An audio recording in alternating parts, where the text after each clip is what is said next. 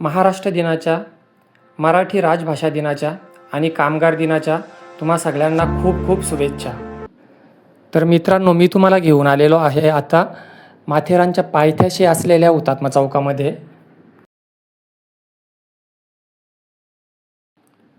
समोर आपल्याला दिसतोय तो माथेरानचा डोंगर आहे आणि इथून घाट रस्ता सुरू होतोय. इथे ते हुतात्मा चौक आहे इथेच.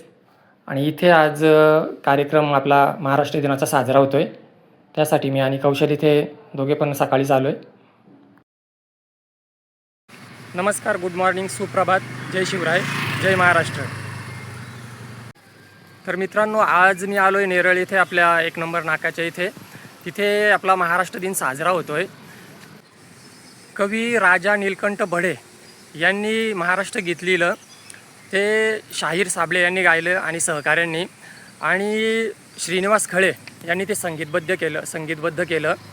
19 फेब्रुवारी 2023 रोजी त्याला राज्यगीताची मान्यता मिळाली.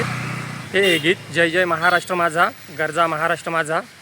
आणि भटांनी एक सुंदर लिहिलं आहे, लाभले हा मास भाग्य, बोलतो मराठी, जाहलो खरेच धन्य, ऐकतो मराठी. हे सुरेश भटांनी खूप छान लिहिलेलं आहे. त्याच्यानंतर कामगार दिन आहेत म्हणून 1-2 लाईन सुर्व्यांच्या मला आठवण येत आहेत त्या, की कामगार आहे मी, तळपती तलवार आहे, सारस्वतांनो थोडासा गुन्हा मी करणार आहे. तर आज इथं आपण महाराष्ट्र दिन साजरा होतो आहे. तिथे मी 1 नंबर नाका इथे आलेलो आहे. तर तिथला कार्यक्रम झाल्यानंतर मी पद्मश्री नारायण सुर्वे यांच्या घरी जाणार आहे. नेरळ इथे त्यांचं वास्तव्य होतं, इथे त्यांचं घर आहे. तर तिथे पण आपण गेल्यानंतर भेटू, त्यांचं घर वगैरे बघू कसं आहे ते. तर चला, ते कार्यक्रम साजरा होतो इथे, आता आपण जाऊया. तर मित्रांनो, इथे बघतो आपल्याला जेरी भेटलेला आहे. जेरीला मागून बघितलं मी. हा बघा जेरी. जेरी, मी इथं कार्यक्रमाला आलो आहे. कौशल पण आहे तिकडे. हो, तिकडे बसलाय कौशल. अरे कौशल, जेरी आलाय. आणि तू कुठे चालला आता? मी आता चाललोय, आमचे मिस्त्री आहेत, मिस्त्रीला आणायला चाललोय. आता जेरी चांगला ठेकेदार झालाय, म्हणजे तो घरकुल वगैरे आलं तर तो सांगू शकतो की किती विटा लागेल, पूर्ण मटेरियल सहित, आणि माणसांची मजुरी वगैरे टोटल सांगू शकतो किती ते. सध्या त्याच काम चालू आहे, आपला घराचं काम चालू आहे, त्यामुळे सगळा बघतोय. म्हणजे जेरी बऱ्यापैकी सगळा माहीत झालाय सध्या तरी. जेरी आहे मेकॅनिकल इंजिनियर, पण त्याला सिव्हिलचं सर्व माहिती झालं आता. दोन्ही कंबाईन करू शकतो आपण. तर इथं कार्यक्रम चालू झाला, आपण या कार्यक्रमाला जाऊ. कौशल ये. येतो सर तिकडे.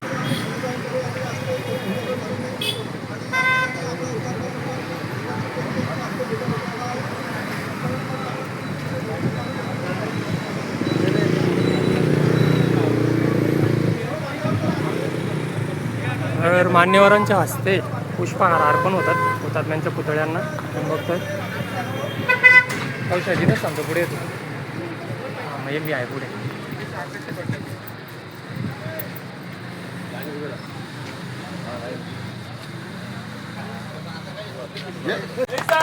सलामी देंगे, सलामी दो. एक साथ जनगणमन शुरू करो. भारत भाग्य विधाता, पंजाब सिंध गुजरात मातरम. एक साथ भारत गीत शुरू करेंगे. शुरू कर. जय महाराष्ट्र माझा, गरजा महाराष्ट्र माझा, जय जय महा.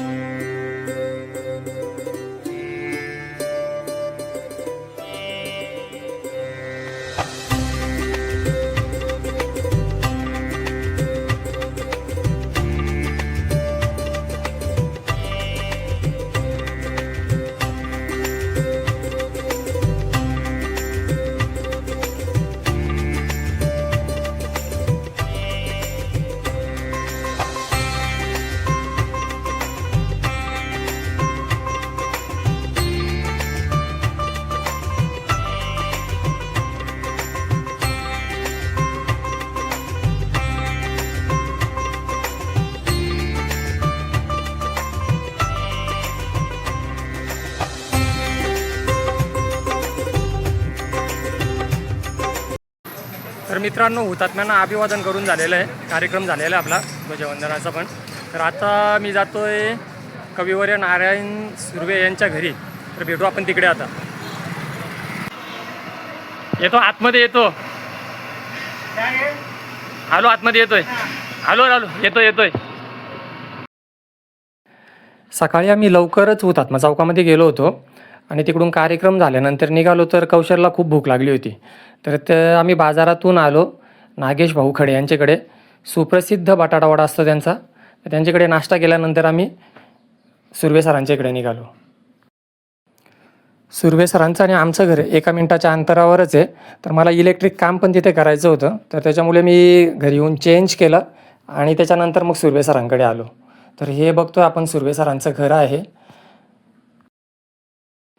हीच ती पवित्र वास्तू आहे जिथे शब्दब्रह्म पद्मश्री नारायण सुर्वे यांचं वास्तव्य होतं. शेवटचे भरपूर दिवस त्यांनी इथं नेरळमध्ये वास्तव्य केलं होतं. ते इथल्या बाल्कनीमध्ये बसलेले असायचे नेहमी. आपण बघतोय हा परिसर, ग्राउंड फ्लोअरला पूर्ण ते त्यांचं घर आहे.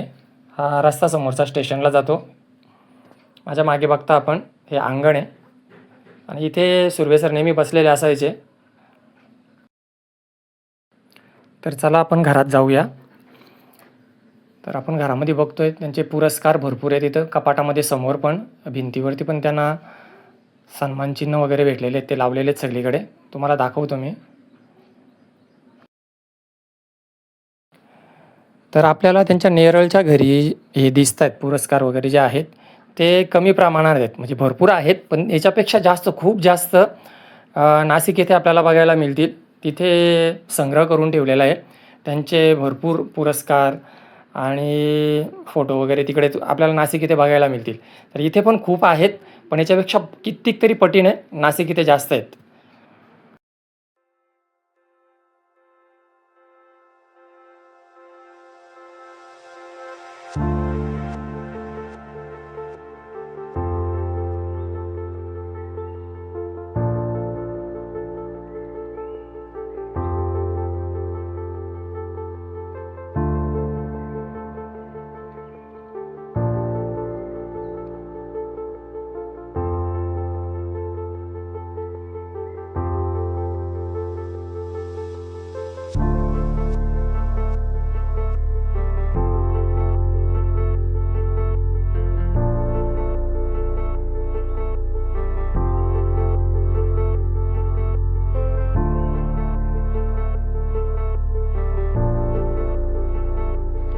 तर मित्रांनो, महाराष्ट्र दिन, मराठी राजभाषा दिन आणि कामगार दिन यांचं औचित्य साधून मी आजचा व्लॉग बनवण्याचा प्रयत्न केलेला आहे.